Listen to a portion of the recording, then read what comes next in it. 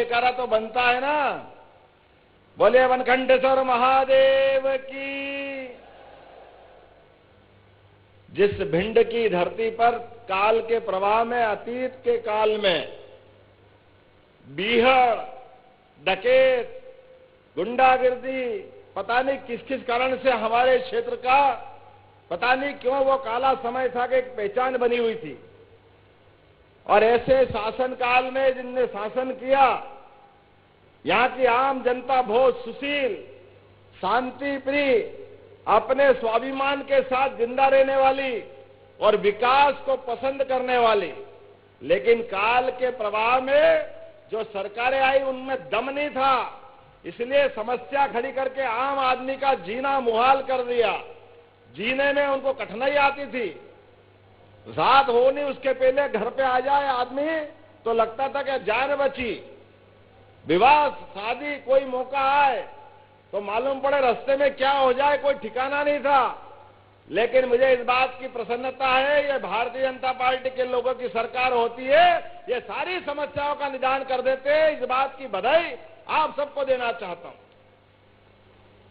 और हम अपने केवल शांति प्रिय व्यवस्थाओं के लिए नहीं, लंबा समय निकला प्रधानमंत्री नरेंद्र मोदी जी के लिए जोरदार अभिनंदन करो हमारे मोदी जी के लिए, जिनके रहते हुए भारत का मान बढ़ा, सम्मान बढ़ा। लोक लुभावन, लोगों को ललचाने वाली योजनाओं के बजाय वो लोगों के दिलों पे राज करते। दिलों पे हमारे लिए इस बात का गर्व है, एक ऐसे नेता जो अपने लिए खुद का कुछ भी नहीं है, जिनका खुद का परिवार भी नहीं है, लेकिन 22 करोड़ लोगों को घर बना के पक्का देते हैं। ये ऐसे व्यक्तित्व की आवश्यकता है। वसुदेव कुटुंबकम का केवल नारा सुना था हमने, लेकिन समूची पृथ्वी, समूची वसुधा वो एक कुटुंब की तरह है। और ऐसे सांस्कृतिक भाव को जागरण करते हुए कोविड के कठिन काल में जिनने आपने आचरण से, व्यवहार से, पहले ताली फिर थाली, हमने जब ताली थाली बजाई तो कांग्रेस के लोग मजाक बना रहे थे। ताली थाली से क्या होता है, लोग समझ नहीं पाए। वो नरेंद्र मोदी जी थे, लोगों को लॉकडाउन करके अपने अपने घरों में रखा और समय के साथ अंदर के सारे तंत्र खड़े करते करते जिन्होंने सारी व्यवस्थाओं को, अपने हॉस्पिटल की व्यवस्थाओं को, दवाई व्यवस्थाओं को, नए टीका इजाद करने के लिए और कम समय में न केवल अपने 142 करोड़ देशवासियों की जान बचाई, बल्कि 100 से ज्यादा देशों के लिए भी दवाई उपलब्ध कराई। ऐसे यशस्वी प्रधानमंत्री को धन्यवाद देने की जरूरत है। तो जब 5 साल का हिसाब हमको रखना है, धीरे धीरे हम लोकसभा चुनाव की तरफ पहुंच रहे हैं।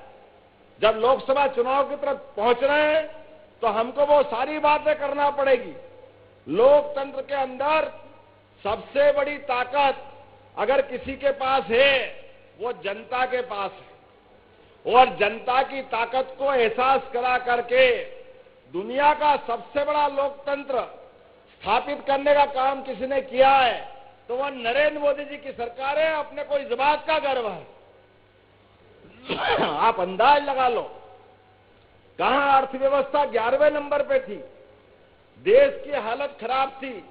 मनमोहन सिंह जी तो बहुत होशियार थे, वित्त मंत्री थे, पता नहीं कितने गुण उनके पास थे, लेकिन उनको एक गुण मालूम नहीं था कि गरीब आदमी भी बगैर पैसे के बैंक में खाता खोल ले।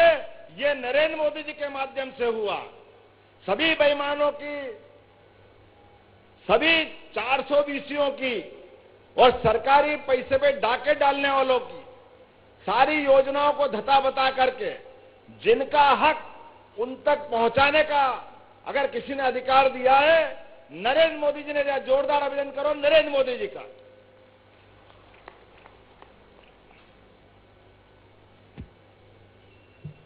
अभी अभी आप अंदाज लगाओ, मैंने यहां सिंगल क्लिक से फसल तो कट के अभी घर में आई नहीं है। जो फसल का मुआवजा नुकसान ही हमारा हुआ है वो सारा का सारा पैसा किसानों के अपने खाते में लगभग 800 करोड़ रुपया अपने यहां यही डल गया है। ये भाजपा की सरकार है। हमारे लिए एक नहीं, माननीय प्रधानमंत्री ने घोषणा की आजादी के बाद पहली बार कि किसान की हालत, ये तो किसानी का क्षेत्र है हमारा भिंड, तो यहां पर आम आदमी के जीवन में किसानों के लिए अगर 2 पैसे दो तो गलत क्या है, तो 6,000 रुपया माननीय मोदी जी का और 6,000 अपनी माननीय पुरानी शिवराज सिंह जी चौहान की सरकार की योजना का जोरदार अभिनंदन करो। वो पैसा भी आपके खाते में डाल दिया गया। 80 लाख किसानों के खाते में लगभग 1100 करोड़ के आसपास ये राशि डाल करके हमने अपनी किसानों के प्रति प्रतिबद्धता साबित की है। हमने सबने विश्वास किया है ये पूरा भारत, भरत भूमि अगर दुनिया में जानी जाती तो किसके लिए जानी जाती है? एकमात्र कारण हमारी वसुधा में हमारे किसान, जिनके 2 घर होते हैं, एक में रात को सोता है, दूसरा किसान के रूप में दिन भर अपने खेत में मेहनत करता है। लाखों लाख लोगों के लिए जीवन में बदलाव के लिए वो अपनी पूरी जवानी, पूरा खून पसीना बनाता है। मैं जोरदार अभिनंदन करूं अपने किसान बंधुओं के लिए जिनके कारण से ये मौका हमको मिलता है। आज के अवसर पर बहुत सारी बातें कह सकता था लेकिन टाइम कम है, इसलिए कुछ बातें कहकर अपनी बात समाप्त करूंगा। अभी कृषि कॉलेज की बात आई है आपके यहां से, यह भिंड में कृषि कॉलेज होना चाहिए। हमने अपने विश्वविद्यालय के अंदर वो कॉलेज के जमाने गए जब कृषि कॉलेज अलग से खोला जाए। सामान्य विश्वविद्यालय में भी अब एग्रीकल्चर की पढ़ाई हमारी सरकार कराएगी। जोरदार अभिनंदन करो। आने वाले समय में भिंड में कृषि के बच्चों को बाहर जाके पढ़ने की जरूरत नहीं, इसी कॉलेज में एग्रीकल्चर का सब्जेक्ट खोला जाएगा, यहां के बच्चे यहीं पढ़ेंगे। आपने कहा कि गौरी सरोवर संपूर्ण, गौरी सरोवर का कोई आपने सौंदर्यीकरण का निर्णय बताया, मेरे को प्रस्ताव दिया है। भिंड के अंदर गौरी सरोवर का संपूर्ण कायाकल्प करते हुए उसका विकास करा जाएगा। हमारी सरकार उसका विकास करेगी। आपने कहा कि नया गांव में महाविद्यालय खोलना है,